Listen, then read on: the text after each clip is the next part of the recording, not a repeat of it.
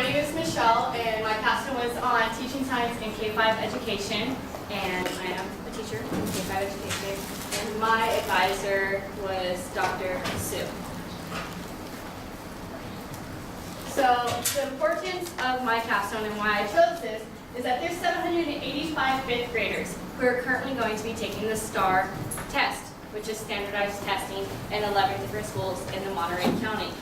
And 58% of that 785 are scoring basic, below basic, or far below basic. This is not what we want. In California, it's currently ranked 47, one of the lowest scoring states in science education today. So here's the problem. This is just putting it out on an image for you to see it, in case if you're more of a visual person.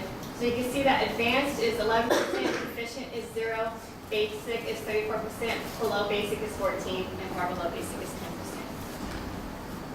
So the solution, what can we do to solve this, is there's 116,577 elementary teachers in the state of California. That's all the way from kindergarten up to 5th grade, because we don't consider 6th grade elementary anymore.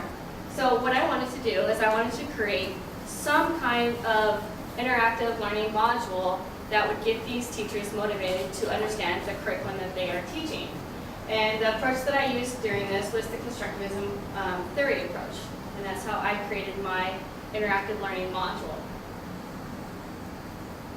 So let's see if I can get this to work.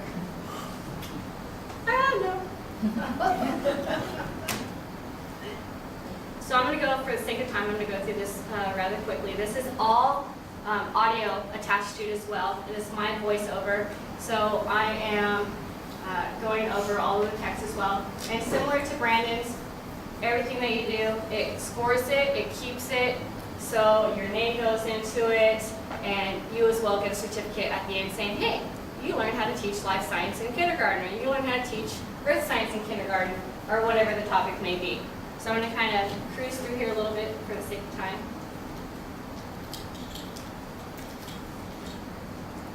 So pretty much what you're going to do is you pick what topic you want to study. If you're a teacher and I have to give an assessment on life science, and I'm like, oh, I don't know life science, how am I going to teach kindergartners? So I click on the life science, and these are all the subtopics that life science teaches. So if I don't know anything about structures, I click on structures, and these are your Common Core that you have to teach. So this is everything that you have to teach. So I click on whatever I'm struggling with, and it's going to pop up a basic definition of what that is, you're supposed to be teaching. So that's going to pick up the standard, it's going to narrate it, this is what you're supposed to be teaching, and then once you go through the definition, it gives you an assessment. Similar to Brandon's assessment, you cannot go on and learn an experiment until you pass that assessment. So if you take that assessment and you fail it, you have to go back and review all that material again. And once that assessment's taken and you pass it, you go on and it teaches you, here's the assessment. So drag and drop. And I'll tell you the question is all audio. What has a tail? It has a leaf, a flower does. Awesome, great, you're very smart. You hit the submit button and it tells you right there, feedback.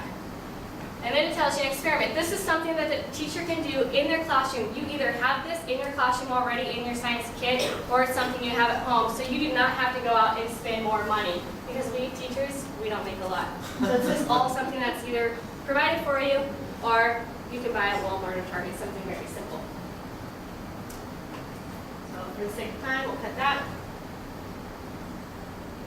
So accomplishments is I did a formative assessment and I did a summative assessment, and both of them raised the content knowledge of the teachers that took my assessments.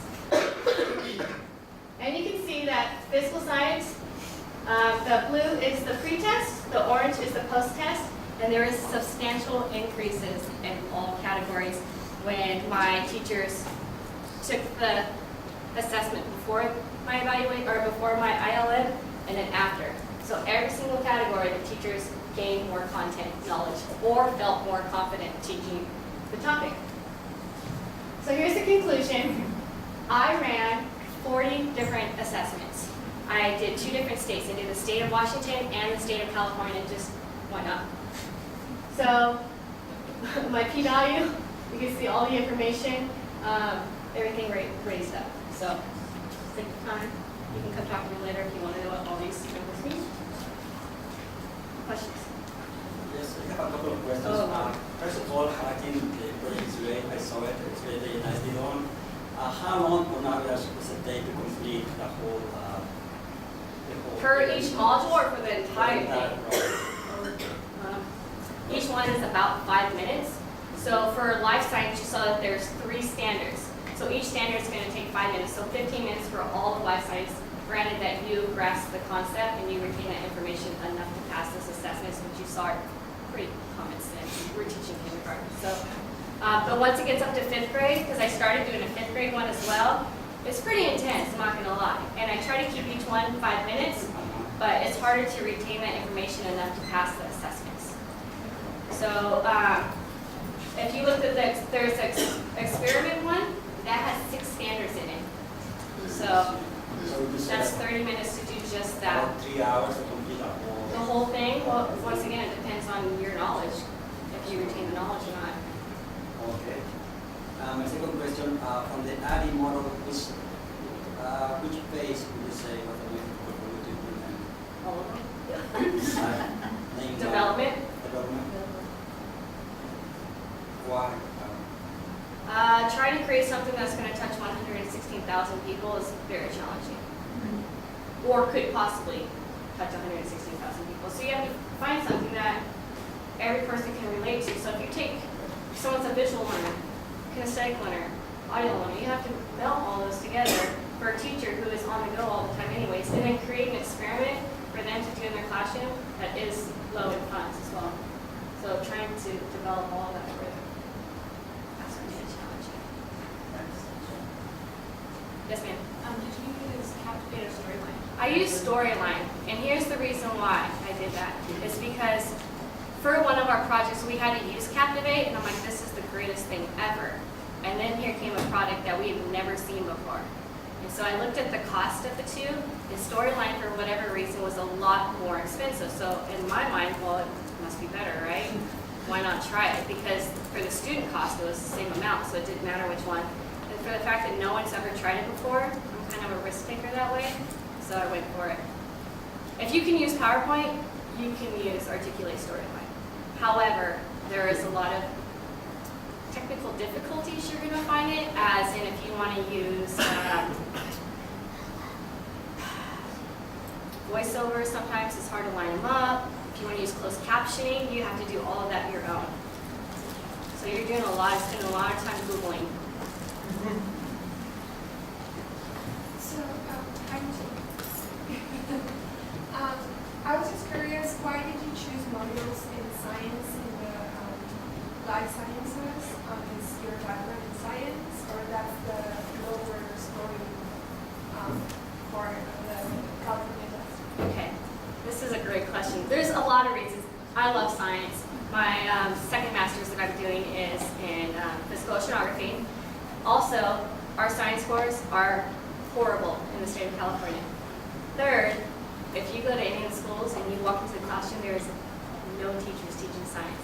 In fact, data shows that in kindergarten alone, we're supposed to be teaching 28 minutes of science. Currently, 5 minutes is being taught, if even at all. And while I did some of my evaluations, obviously I had to talk to kindergarten teachers. Their comments were, don't worry about it, they're 5. They'll learn it later. Well, if every teacher thought that way, what's going to happen when they get to 5th grade? They have to take the STAR test. Exactly what's happening now. So you start when they're 5, you get them involved, you get them encouraged. We just did a science project today in my class on evaporation. These kids are super stoked on this, so we want to make sure that they grab it at a young age. Yes? I wondered, when I heard you start with constructivism as a fundamental approach, I thought that she's probably going to do some kind of soft skills or scenario-based trainings or something that's more kind of scenario-like, and I was surprised to see that you stuck with a more traditional delivery. And so the question is, did you think about that? Was it a time issue? So when I started this project, and my team can vouch for this, I started with this huge idea of what I was going to do. And in those 16 months, started clicking down, and you're like, well, oh, wow, I'm 5 months out and I have to get this done. So it changes really quickly. But you want to, you want to connect with the students, you want to connect with the teachers, and so this was the best way I could do it. Like I said, I am a risk taker, so in a lot of the modules, they started off being very risky, and then you just got to play it safe, because if you're too risky, you're not going to touch as many teachers as if you play it safe.